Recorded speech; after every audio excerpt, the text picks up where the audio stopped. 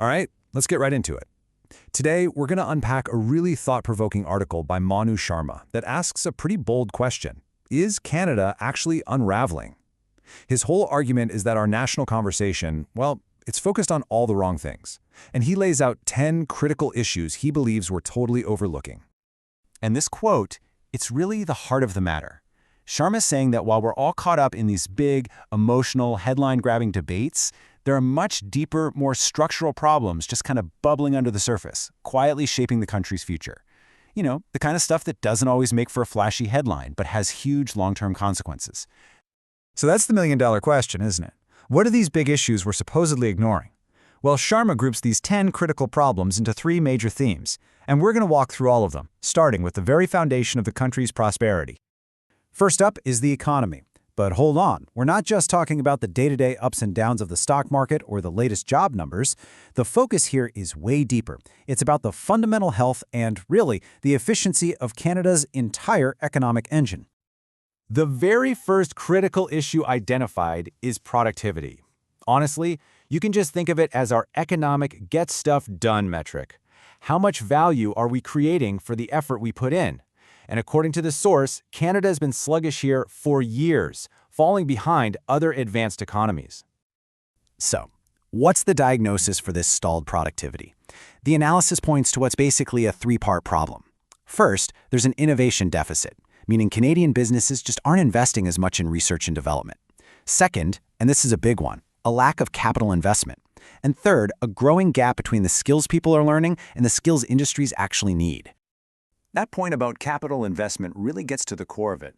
The analysis suggests that when a Canadian business needs to grow, it's often just easier and cheaper to hire more people than it is to make those big, expensive investments in new tech or better machinery. And that choice, when it's made over and over again across the whole economy, leads to lower efficiency overall. And the economic headwinds don't stop there. The source also flags 2 other major pressures. First, persistent government deficit spending, which keeps adding to the national debt. And second, a lack of what's called vertical integration in key industries, which makes our supply chains a lot less efficient than many of our global competitors. Okay, let's shift gears to our second big theme, and you'll see how this all connects. Because as the article argues, these economic problems we have at home, they don't happen in a vacuum. They're directly linked to Canada's changing role on the world stage. Sharma points to some pretty clear signs of what he calls waning influence. So what does that actually look like? Well, things like a less powerful diplomatic voice in global organizations, a shrinking slice of the global economic pie as other nations grow faster, and military capabilities that, frankly, haven't kept up with modern standards. And this ties into another huge point from the source, our over-reliance on the United States. Now, of course, that close relationship has massive benefits, but the analysis warns that it also makes us vulnerable.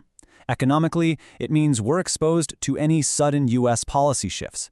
And in defense, it can limit our independence. The proposed solution? Start diversifying our trade partners and seriously strengthening our own defense capabilities. All right, the final theme from the source material, this is where it all gets a lot more personal. We're talking about the pressures that impact the daily lives of Canadians and, the very social cohesion that holds the country together. A major concern that's raised is the political climate itself. The article points out that the rise in polarization and populist talk makes it so much harder to have calm, rational, evidence-based conversations about the very problems we're talking about today. The analysis also draws a straight line between immigration policy and infrastructure. The argument isn't that immigration is bad, not at all. It's that when the number of newcomers isn't matched with proper planning, you get a kind of chain reaction. It puts a massive strain on public services like healthcare and transit, which then makes an already critical housing crisis even worse. And that strain we just mentioned, it's not an isolated issue. The article points to a much broader pattern of what it calls gradually decreasing investment in the pillars of our society. We're talking about our universities and colleges, our aging roads and bridges, and of course, those essential public services we all rely on. So when you look at all these complex, thorny problems, you have to ask, how on earth do you even begin to solve them? Well, the author argues that it all starts with open and honest debate, and that leads directly to his final concern in this section. Because here's the catch. The analysis suggests our very ability to have these necessary conversations is under threat. It points to things like increasing regulation of speech, a social climate where people can be afraid to share different viewpoints, and even challenges to academic freedom as factors that risk, well, stifling that essential dialogue. So, after laying out these 10 interconnected challenges, you might be feeling a bit overwhelmed. But the article doesn't just leave us there with all the problems. It actually concludes with a very clear call to action. And this is really what it all boils down to. The central argument is that if Canada wants to secure a prosperous future, the national focus just has to shift. It has to move away from the shallow and emotional stuff and toward a thoughtful, long-term, and evidence-based approach for solving these deep structural problems. Which leaves us with this final question, one inspired by the article's own title. Is the country truly unraveling, like Sharma provocatively asks? Or maybe, are these challenges just the signs of a nation that's facing a critical turning point, a moment that demands focus, action, and maybe even a little reinvention? Definitely something to think about.